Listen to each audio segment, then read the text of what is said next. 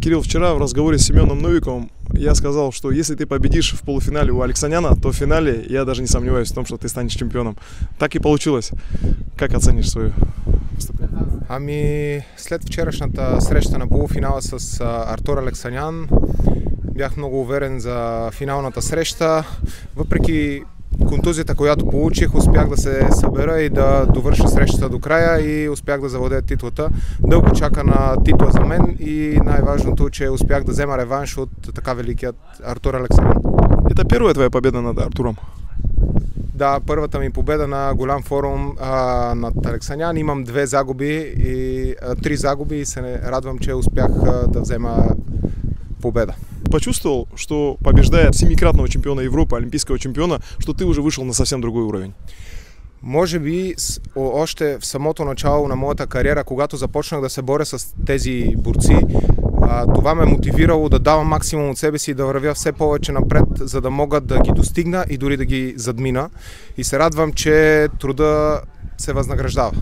После поражения в финалах Семена Новикова и Абумуслима Амаева надежды болгарских болельщиков были связаны только с тобой. И ты понимал, наверное, что на тебе дополнительная ответственность не давила, не мешала тебе? Не, гледам да не мисля тези неща, концентрирам се над моята среща, всеки може да загуби, дори ето Семен Новиков, олимпийски шампион. На това състезание допусна две груби грешки, които му костваха нали, златният медал, но това не бива да нито него да отчаива, нито който и да било.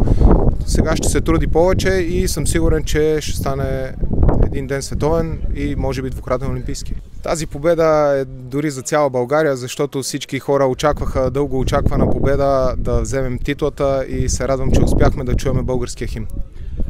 Какая победа тебе более эмоционально запомнилась? Первая твоя победа на Европе в 22 году или вот эта в 25-м? Тази година, защото успях да победа много добър легендарен борец.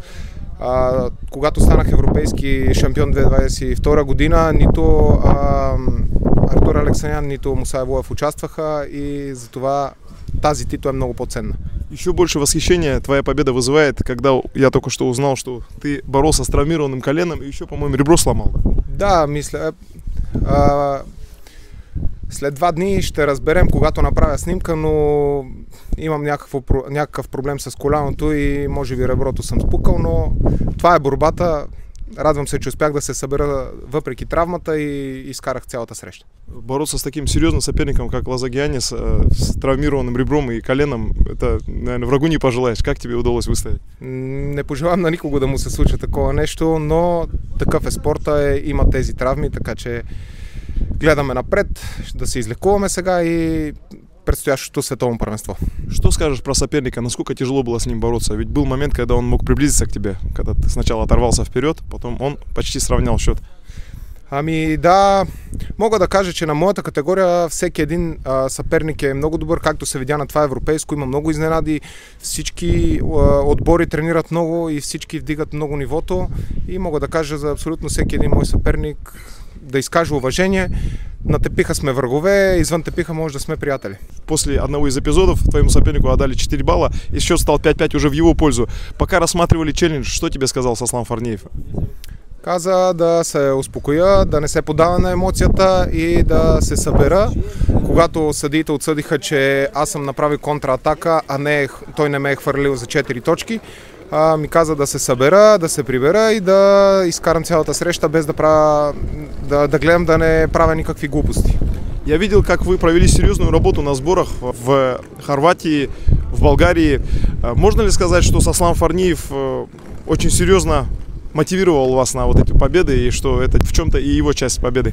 Мога да кажа, че Сослан и Казбек Фарниеви, също така Илия Годиев, които са, тренираме много усилено от малко повече от половин година насам, още преди Олимпийските игри в Париж. След моята травма започнахме да тренираме много сериозно, много хубави лагери успяхме да направим с много добри съперници, успяхме да направим хубав турнир и може би това със сигурност ми е помогнало за тази форма, в която съм в момента. Владелец клуба ЦСКА Батгриш Аганчев большой фанат борьбы, очень добрый человек с большим сердцем. И я знаю, что он участвует не только в спонсировании, но и мотивирует как-то своих подопечных. Был ли у вас разговор с Батгришей и как он тебя настраивал на победу? Мога да кажа за фамилия Ганчеви, че ако не бяха те, може би нямаше да стигнем до тези успехи, защото наистина от много години те помагат на борбата и особено на нас. Страшно много са ми помагали и мога да изкажа само огромната ми благодарност. Ты побеждаешь уже на третьем турнире, по-моему, году, да? Отлично нам начал 2025 год. Чувствуется, что это твой год. Теперь уже напрашивается победа на чемпионате мира в Хорватии после таких успехов. Целите са това. Целта ми е световна титла. Нямам световна титла, имам 2 втори места. Сега ще продължим първо да излекувам травмите и после ще продължим да тренираме, за да може да го постигнем. Но ты веришь в то, что если ты будешь в своей лучшей форме в сентябре этого года в Загребе, то тебе будет по силам забраться на высшую ступень пьедестала? Според мен няма невъзможни неща. Човек трябва да вярва силно в себе си и да има големи мечти, защото човек е голям, колкото са му големи мечтите. Кому посвящаешь победу? На моята дъщеря Яна. Много благодаря. Само напред. Много благодаря.